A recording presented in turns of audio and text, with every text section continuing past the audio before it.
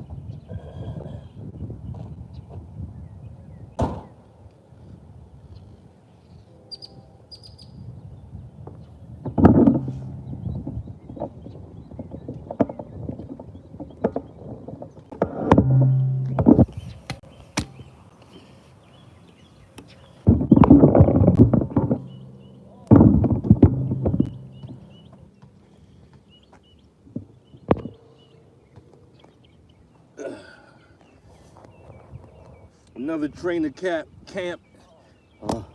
Another training session in the bank. Salute to the chat. Salute to everybody that's joined me in the chat for this Sunday early morning workout. Yeah, you gotta start going to bed early. That's what I'm doing. Going to bed 6:37. Get up, get that early morning flow. That early morning hit. Yo, the workout, I don't know what it is between 6 and 8 in the morning, but the workout feels spiritual. Somebody gonna have to look this up or something. Is it about the time? Is it the time that makes it this way? Because I'm telling you, the workouts during these hours feel very spiritual, easy going. When you come out at like 11, 12, 1, it's like a struggle, you know. Besides that Texas heat, you know, that we in right now, that Texas heat is different. So, you know, I'm thinking you got to get your workout early. Michael Phoenix said you got to get it early and said, facts. At 12 o'clock, 1, it's over. It's over. If you ain't get your workout in by then, you're going to have to suffer. And I do it because I got to get my workout in. So a lot of the times I'm getting that workout in at 12 and 1. And it's suffering. Well, it's suffering. You do more time. You spend more time sweating than anything. And when that sweat hits your eyeball, it does something different. It feels like boric acid or something. Like when that sweat hits your eyeball, all the salt in that sweat burn the eyeball up, burn up the retina. So you do a lot of sweating. But these morning workouts, I'm telling you, they feel spiritual. They feel, you know, this is what it's going to have to be. You just got to go to bed early. That's the key to those. That's why the military gets it in early. Yeah, see, I knew it was something. I knew it was some type of scientific studies or correlations to work it out in the morning. Like I said, energetic, spiritual. I feel great right now, you know. As for men, we need to do this because it feels like you can take over the world. It's like that Brain and Pinky. What are we going to do tomorrow, Brain? Try to take over the world. When you wake up in the morning, you feel like you can kick in doors, run through walls. You know, it's a whole different adrenaline hit getting that workout in this morning. I forgot about it. I used to do it all the time. I used to be up 6. Well, like I said, it's the going to sleep late that kills you. You know, I can stay up watching Marvel animation to 3 in the morning and then trying to wake up at 6, it just ain't happening. But I'm back on it. I'm going to bed at 6:37 like an old man that I am. And, you know, get up and get that morning hit. But let's get some words of wisdom in here, and let's all bow our head and take a moment of silence for Mr. Deontay Wilder. I don't know if anybody's seen the fights yesterday. I didn't see him. I had to watch him later on and earlier today. You know, Deontay Wilder definitely needs to retire. It's time to retire. And I'm going to tell you why. Because you don't want to mess up a good thing. Like, it's easy, you know. It's the one thing with hustling. It's the one thing with hustling that gets you. Like, you hustle on Monday, you make $2,000. You hustle on Tuesday, you make $2,000. You hustle on Wednesday, you make $2,000.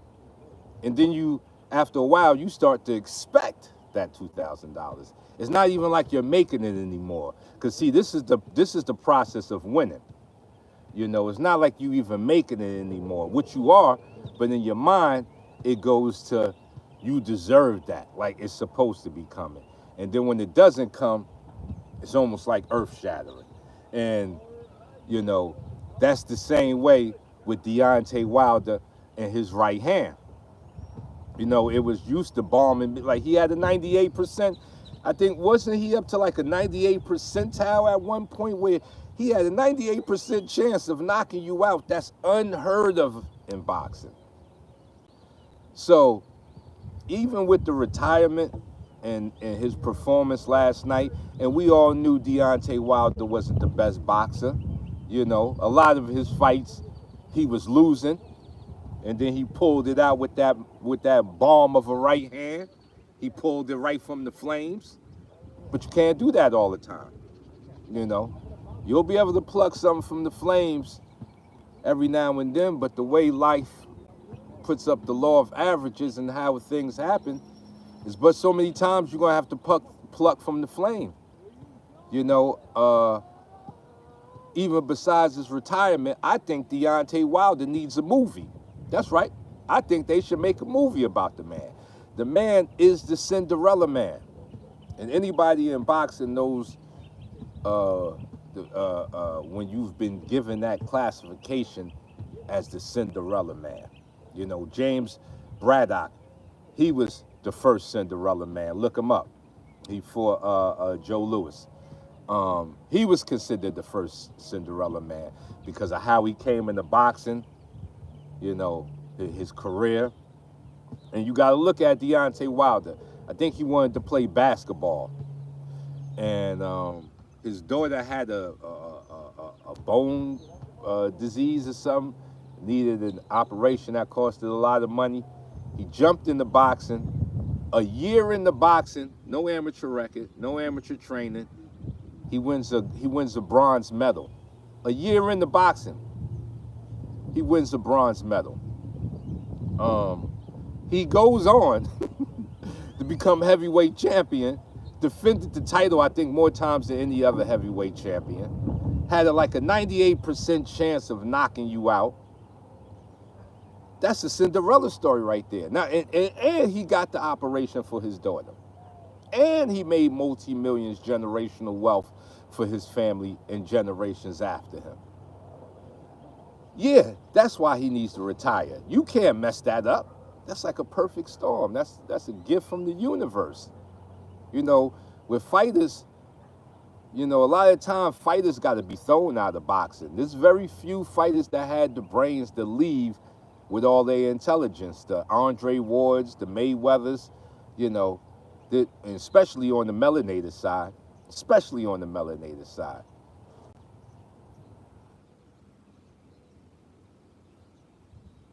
Thank you, Michael Phoenix. Yeah, thank you for handling that chat. So, Deontay Wilder's story definitely needs to be celebrated. I don't think we're going to see anything like that ever again, you know.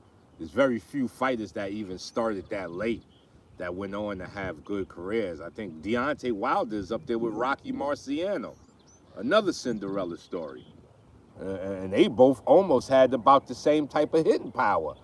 When you look at Rocky Marciano and Deontay Wilder's life, it's kind of similar. Rocky Marciano wanted to play for the White Sox. Deontay Wilder wanted to be a basketball player.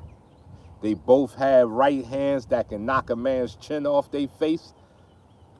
They both weren't good boxers, but they were fighters. You know, we all know, Rock is 49-0.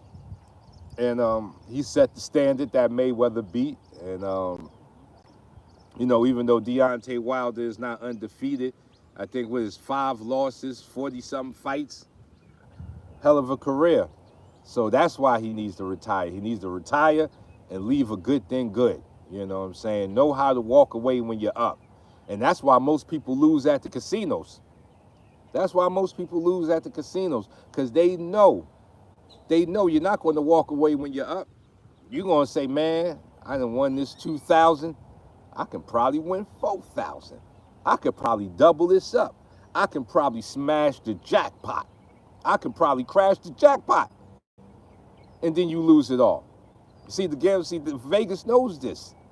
Vegas knows this. Greed is a tricky thing, man. Greed that turns something into a good thing, into an expected thing.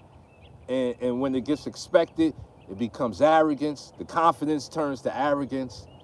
what once was confidence becomes arrogance, and that's when you win too much. People think that winning all of the time, there's no downside to winning all of the time. And yeah, yeah, there's a consequence to winning all of the time. You start thinking the win is owed to you. You start thinking uh, uh, uh, uh, um, you're chosen by God. You know, you get a lot of people that come in and say, God chose me, and you just have a talent, and that's cool, and you have a talent to do something better than other humans, but we've all seen that that doesn't make you righteous. You know, the most talented men usually aren't the most righteous of men, unless they've had some type of humble pie in their life. So, I don't think it's like you're chosen. Just think you have a talent, and that fits your timeline, and you make some money off of it, and you do what you do. You help some people, you do what you do. But once you start feeling like you're God's son, right under, like you're Jesus. Life has a way of humbling you and bringing you back down to the reality of things that, there's billions of people on this planet. Who are you?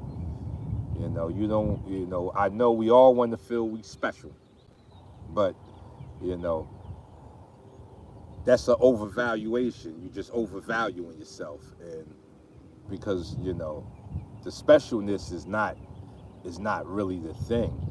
The specialness isn't really us. The specialness is this life that we're in, this existence that we're in, that you don't have to be here. Because I can ask you, what do you remember before being born? What do you remember before your mother had you? Nothing, right? You don't remember nothing. That's probably where we're going back to. So this is the special part, this journey. Even this as rough as it is. I look at people that are blind and handicapped, and they walking around, and I think to myself, would I still have the strength to want to live life if I was blind? But probably yes, because that's the strength, that's the gift of life. Even in the default, the gift of life is the most special thing. Our bodies are collapse and turn to dust. I don't think that's too special. Our energy is our energy is special. The energetic side of us is special. So, I think the overvaluation is what helps with greed, where you can't separate that. You've won. You're up. Leave. Get out of there. You're up. Hit the road. You're up. Because I'm telling you, if you can balance that, you'll win more times in life than you'll lose. If you know when you up and walk away, or know when you down and it ain't no coming back up and you need to leave the situation, you will win more times in life than lose if you can make that distinction good when those decisions come up. Same thing in fighting. What makes a good fighter is a guy that's making decisions on the fly. My knees are killing me. Any advice for someone with limited mobility, train from the chair? Like I'm planning on hold on, let me see. Because I'm sitting down right now. I'm planning on doing a series for people that are like truck drivers that find themselves sitting down a lot, people in wheelchairs, or people who do have bad mobility problems on, 52 blocks is still an arm thing. Has the footwork is necessary, of course, but there's a lot of arm movement in 52, which is good for circulation and developing some type of skill. So I'm gonna start working on a version of 52, that you can do from your seated position, or teaching people that are seated 52, so that you can learn your 52 from a seated position. Like I said, there's a lot of hand shapes that go into 52 that can still be useful from a seated position. Especially if somebody's raining blows on you, and you just trying to protect yourself, it still can be done. Yeah, so I would say train sitting down. Give your knees a break, brother. Train sitting down. And then when they feeling good again and they feeling strong, practice the same move standing up. But you can train sitting down and still get that work. You can still get that work sitting down. And like I said, it's good circulation, the flowing movements of the arms, you know, release dopamines. Defense makes you feel good about yourself because pretty much what you're saying is you ain't hitting me. You ain't hitting the crown. You ain't getting the crown. That's dopamine released in your system. You feel good, like he can't hit me. He can't punch on me. And that's the power of defense. That's why everybody needs to be learning 52 blocks. Like I got 2 online courses. I'm doing FaceTime classes. I'm here in Texas. If you in Texas, if you in San Antonio, and you want to get your 52 blocks on, that's where Burly is at. Come learn some lessons. Get with your boy. Let's get this work. Let's stop playing. Because, I'm viewing with all of this time, I think it's almost been 23 years I've put in the 52 blocks. And it's time for 52 blocks to put back out. And that means we got to start. I want 52 block dojos open across America. If there can be Wing Chun, karate, if all of these spots can have dojos, then 52 blocks can definitely have dojos across America. So this year we definitely want to inspire people to open schools. Lyte Burly himself is going to open the school once we get everything figured out, like where it's going to be, where's the money coming from, and all of that good stuff. The school is going to open. But if you have it now, and you already are fortunate to have those type of things already laid out for you, and all you need is the curriculum and how to do it, holla at your boy Lyte Burly.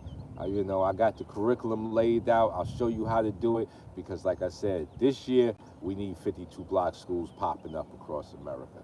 So as always, hands up, chin down, rumble, young man, rumble. Thank you for joining me on this early morning workout. We'll see each other again.